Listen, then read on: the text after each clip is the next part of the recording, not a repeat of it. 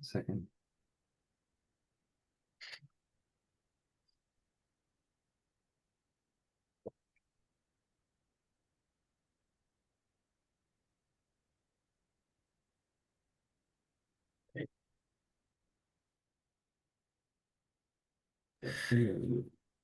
All righty, everyone. Thank you for joining us today. Welcome to the November Community Engagement Series meeting for the City of San Jose Housing Department. We're glad that you've all made time out of your busy days to talk to join us today for this conversation.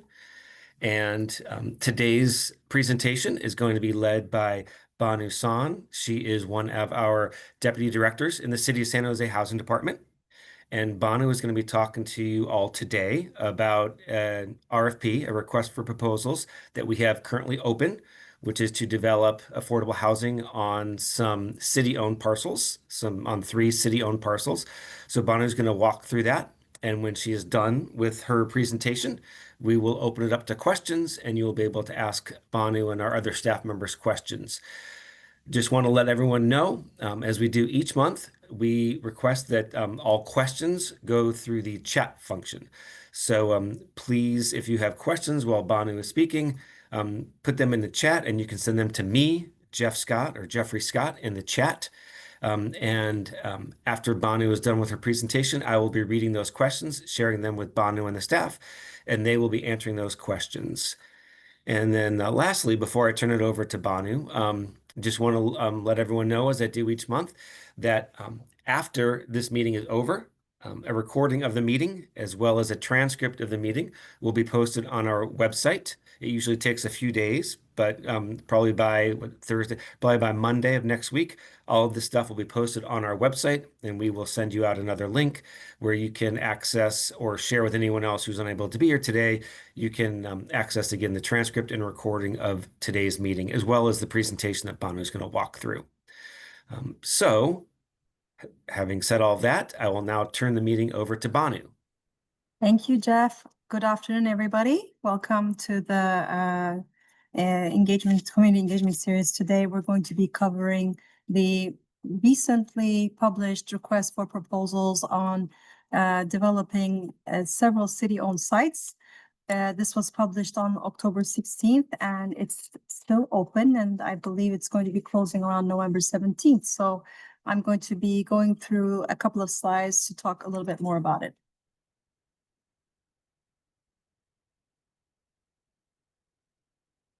Thank you, Jeff. So the next page is fine.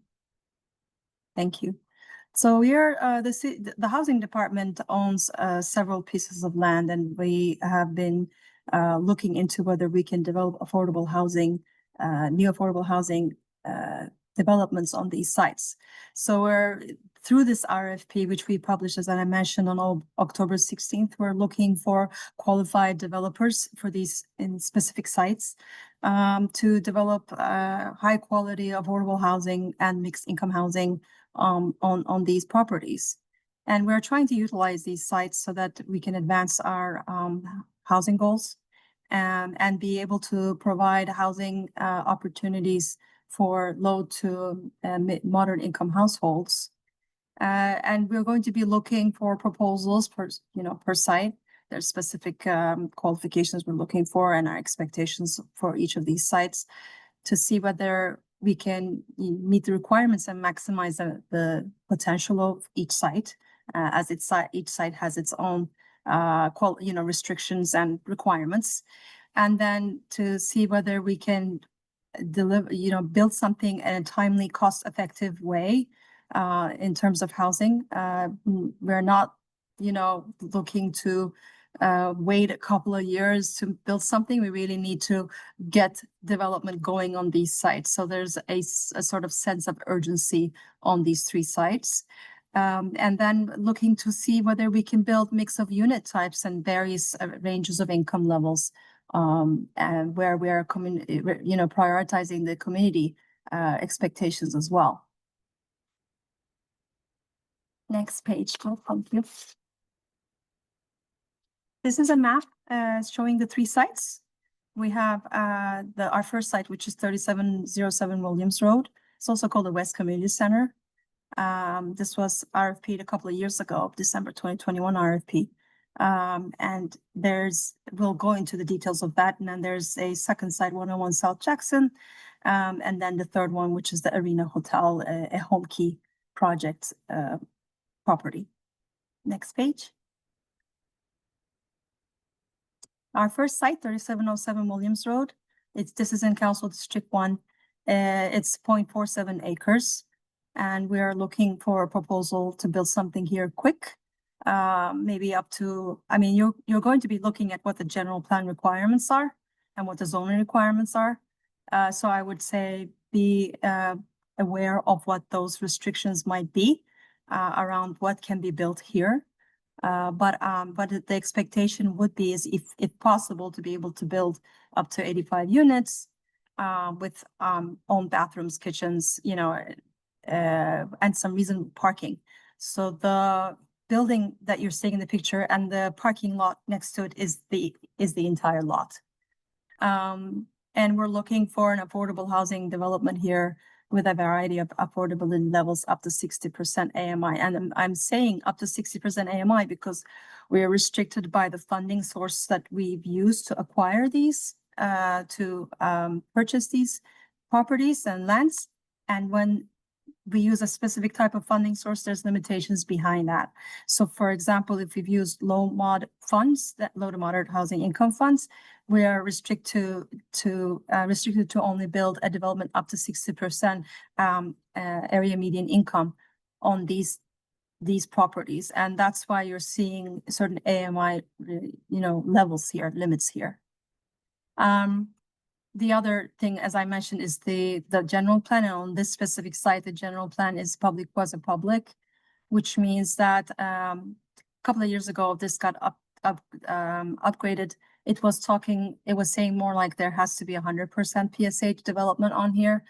And it was changed, I believe around 2 years ago, to requiring only 25% of the units to be PSH, which is, I understand, still can be a challenge.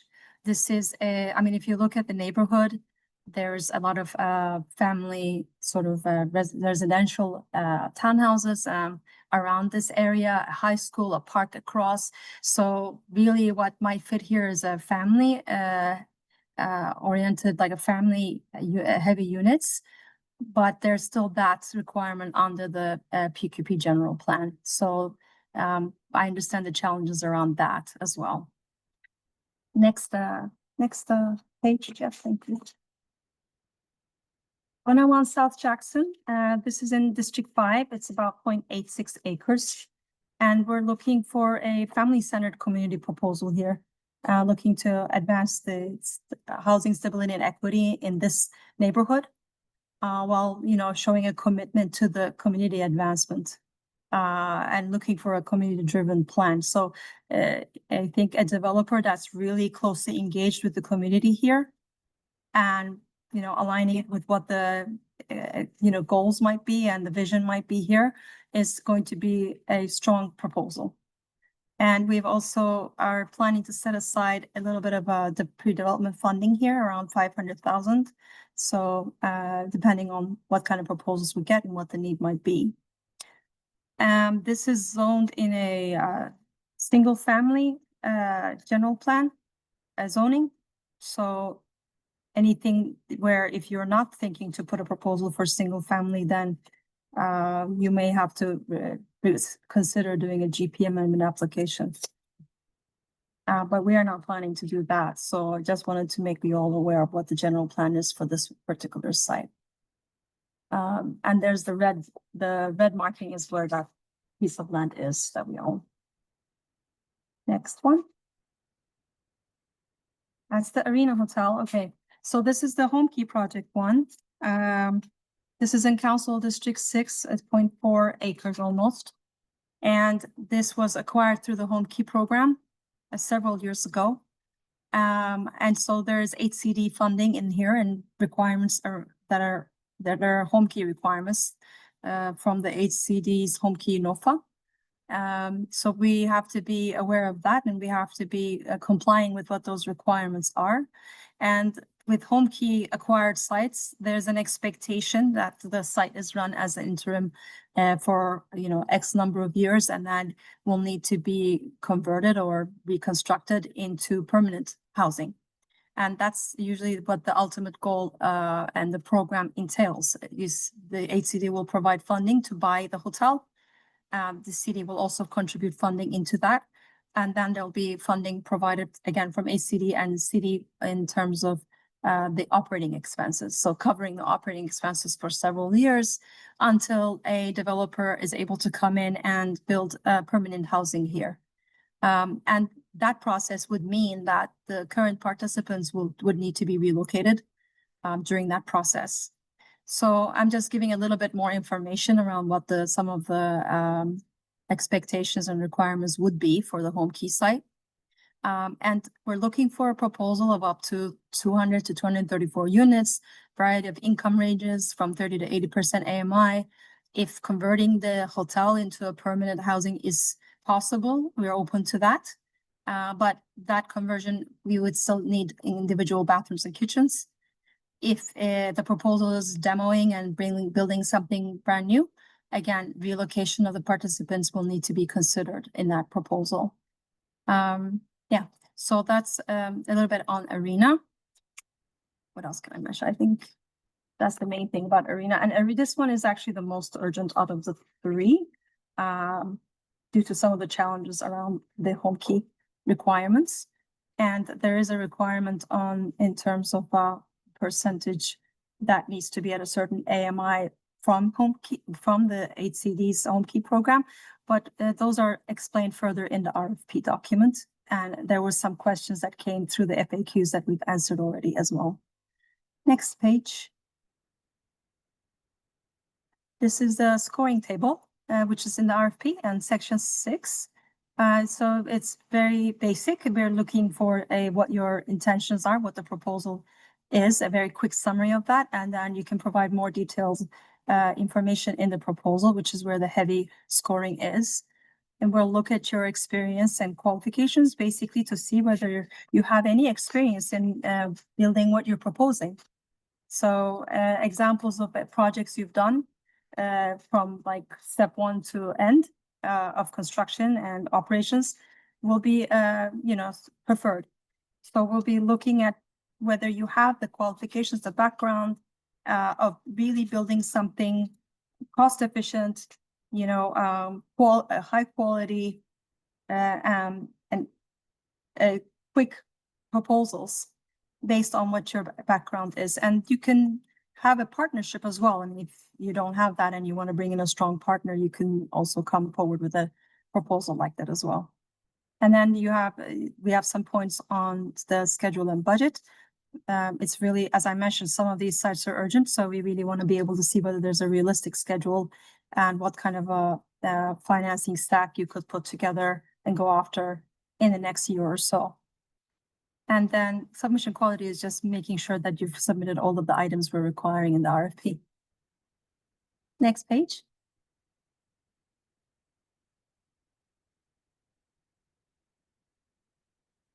Thank you. So this RFP, as I mentioned, was published on October 16th, and it's active for 30 days. It will close on November 17th, and then we'll start to look at the proposals and score them. And there was a deadline for submitting questions, which was yesterday. And I think we've had quite a number of questions that we've addressed and published on the site. And as I mentioned, the applications close at 4 p.m. on the 17th of November. And we hope that we can score and assess them by January and publish the results. Next page, Jeff. Thank you. Okay, this is just a page showing you where the RFP is right now. It's on the Bedingo site. You can get more information there. And you can register to access the RFP in more detail. And then there's a customer support if you have any technical issues in terms of submitting your proposals, and an email there. Any other pages, or is this the last page, Jeff?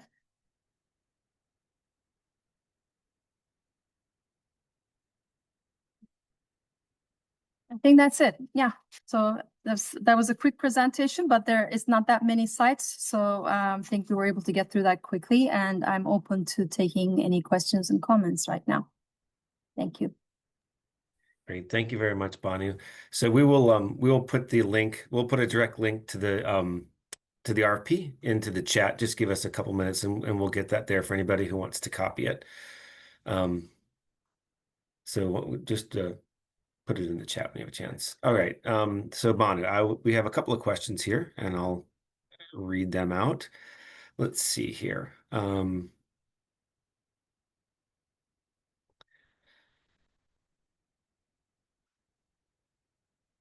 So here's a question.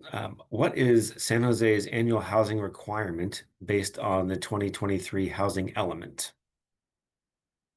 This is not to do with the RFP though, so I'm not understanding. I mean, you can find this information online as well. I think, Jeff, you might be able to communicate that to them, our Okay. housing element goals. Yeah, well, I will trying to juggle a few things here, but if I can get a link to the housing element, I will put a link to the housing element in the chat. And I if mean, not, is the question about our arena goals? I believe that's what the person is referring to. Okay, It okay. doesn't say so, but that's my So interpretation of it. I can still try to provide some information. And our 6-cycle arena goals is to build, let me see here, 62,200 units, of which 27,000, around 27,000 needs to be moderate income. The others between very low income to moderate income. I'm sorry, 27,000 above moderate income, and then the remaining has to be between very low income and moderate income. Yeah, that's so up to 80% AMI, around 23,700 units to be All right, exact. So I cool. hope Thank that you. helps. Yeah, that was very helpful. Thanks for sharing that. Okay, so next question. Um, when someone submits a proposal, who is on the, or assuming there are multiple people who submit proposals to you, who is on the committee that makes the decisions or scores these proposals? And we have a staff committee that scores them. And yeah, and it's just city staff. It's not an outside, individuals that are scoring as the housing staff. Okay. All right, next question for you, Bonnie. We have a question, and that is for these three parcels and the proposals that come in for these parcels, will they be considered as builder's remedy projects? I don't think any of them are builder's remedy. So I'm saying no. Okay. So they won't be. Sarah? Yeah, and just say, since we have a compliant housing element right now, you wouldn't be able to submit um, for a builder's remedy project. Like the conditions are not such that you could have a builder's remedy project. So Okay. that's not what we're looking for myself. Okay, so let's see here. Next question. This is, I guess, Bonnie, it could be for anybody in the housing department. Would you be open to helping facilitate introductions between proposers and subcontractors or subconsultants who could help them? You mean do they mean subcontractors that we may refer over? I don't know if that's the question. So I can just read you verbatim. The question verbatim is, would you be open, talking about housing department staff, would you be open to helping facilitate introductions between proposers and developers and subconsultants who could help them? I would say I think that the developers have the expertise and qualifications and background to be able to find the contractors and subcontractors. It's usually bid out. That's how we see developers find these contractors to work with. So we don't have a specific list of like pre-qualified contractors or subcontractors we work with that we would connect you with. We would not be giving such references. And if you would like us to participate in calls, I mean, we're happy to know who you're going to be working with, but this is something you would be bidding out. In any new development, you would be bidding out for a contractor general contractor. We have certain requirements, construction requirements that you would add to your bid contract, the city's requirements. But that's usually the process of finding a general contractor. So if you need some guidance around that process, we're happy to provide you that information. But specific GCs and subcontractors, we do not connect with developers. No. All righty. Next question. What is our ideal development timeline for the projects for the proposers that come in? Yesterday, as soon as possible. I understand that putting together the plan, permitting, finding financing, we understand that building affordable housing takes time, and putting all of that together can be a few years. But proposals that can shorten that timeline, any innovative solutions, cost-efficient, innovative solutions that can build something faster than your average, 3 to 5 years, will probably score better. Because we really need something on some of these sites, as I mentioned, like the arena one. Some of these are very urgent, and if you're coming with a proposal where you can build something in a year or two, that would be stronger than something that is going to be put together in 5 years. I'm just being upfront about that. But at the same time, I understand the challenges and the reality out there, that it's not that easy to find funding, and the permitting process, all of that takes a lot of time. But we hope that the proposals that come from experienced developers will come with solutions that can build things faster than our usual average time. All righty. Next question. This is for proposers who have limited resources. Will technical assistance be available to those organizations with limited resources? It depends on what the assistance is that you need. So I'm not really sure what that means. I mean, I'd have to understand what kind of assistance you're referring to when you say technical. So if you want to post another question explaining further, I'm happy to address. It's not very clear to me what you mean by that. So what we go through is what the city's requirements are, what our process is, right? And if you need to do a tax credit application, we are the co-applicants in that. So there's a lot of involvement from our housing production department in terms of supporting the developer, go after financing or guiding them along the way. But I'm not sure what depth of technical assistance this question is referring to. So I won't be able to give you a full answer to that.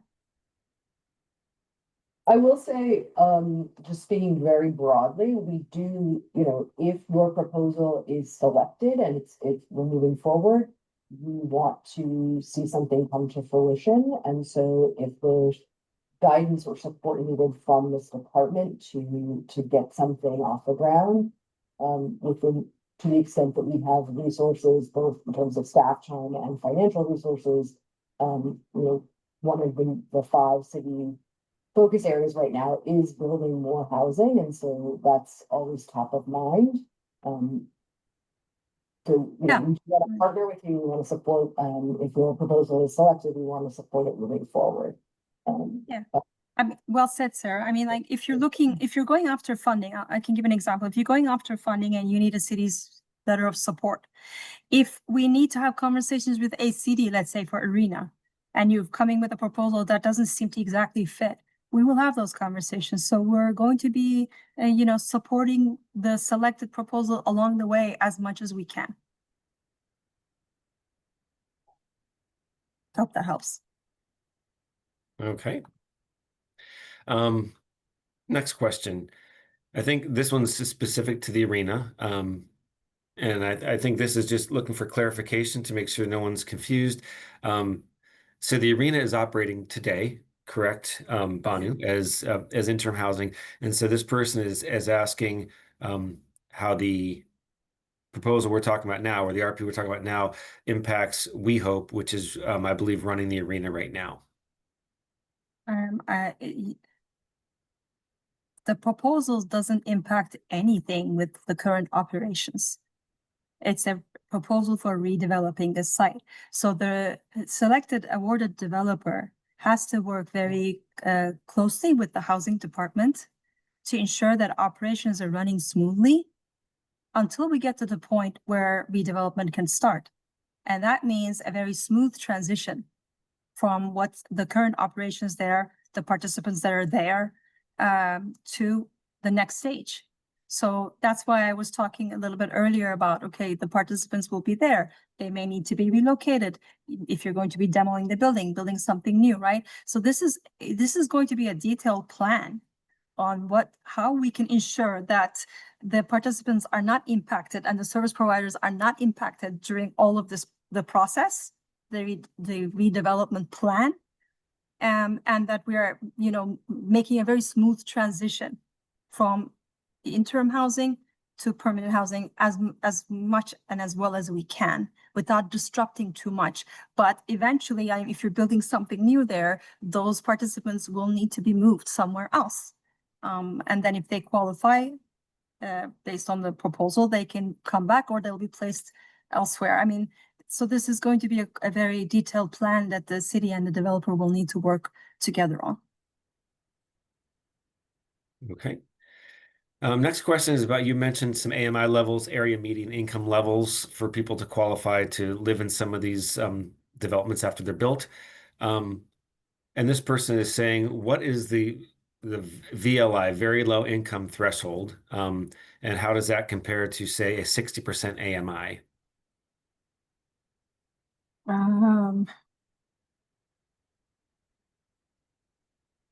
I think you can look up the AMI levels. I think VLI is around 60% is low income. So VLI is less than 60%. Is that the question?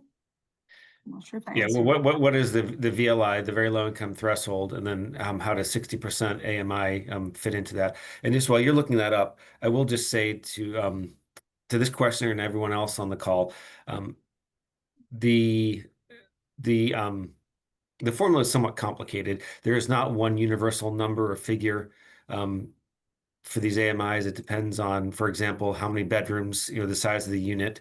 Um, to income qualify for some of these developments, you're going to need a different income if you're applying for a studio or one bedroom versus, say, a three bedroom. And so it does get to be somewhat complicated. But I don't know, Bonnie, if you're able to find the 60% AMI level and how that fits into VLI. I mean, so less than 50% is VLI, but it can vary. So I'm going to let Chelsea chime in here. So I think the question is whether or not it would be. So the very low incomes are between 30% to 50%, and then low income is is anything higher than 50% to 80%. That's going to be low income. It will depend greatly upon the number of members within the household in terms of how much those households can income qualify for. And then the rent limits themselves will vary upon which specific AMI level between that 30 to 50% within that very low income band you select, which will generate your revenue for the property.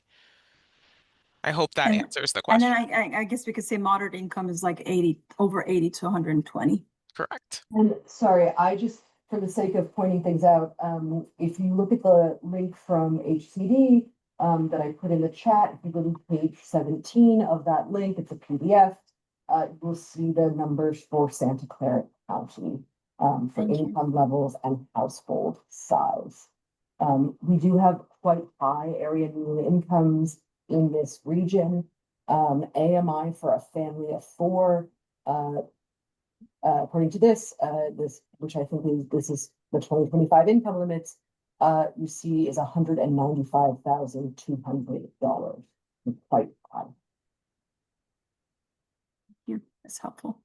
All right, I hope. thanks for putting that information in there, Sarah. Appreciate that.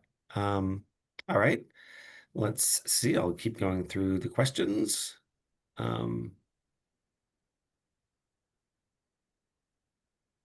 Um, actually, I'm not sure if I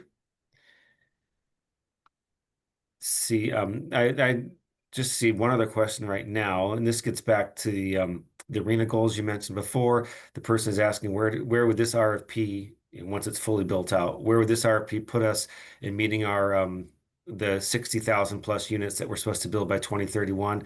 And correct me if I'm wrong, Banu, that's probably a better question for PBCE, the Planning, Building, and Code Enforcement Department, than it is for the Housing Department, because planning oversees all development in the entire city. Yeah, it is. And I would say that developing 3 sites will not get us close to our 62,000 goal. That's for sure. But it'll still get us somewhere. Yeah, I mean, we're still building units and we're trying to build as much as we can, as fast as we can. But these are tough goals to hit. And it takes a lot of time and work and effort to put up a new affordable housing building in San Jose. So we're trying to find opportunities where we can build housing in a low cost, efficient, fast way. And we're looking for many innovative solutions to do that. This is just one of them. We have land that's been sitting around with no development on it, and we need to utilize those lands to see if we can build housing on it. And if you look at the number of units expected for these 3 sites, of course, it doesn't get us close to, 20, 30,000 units. It doesn't get us close to the Vienna goal, but it's still a step towards building more housing for the residents of San Jose. Well said, Banu. Thanks for adding that. So right now, I am not seeing any additional questions.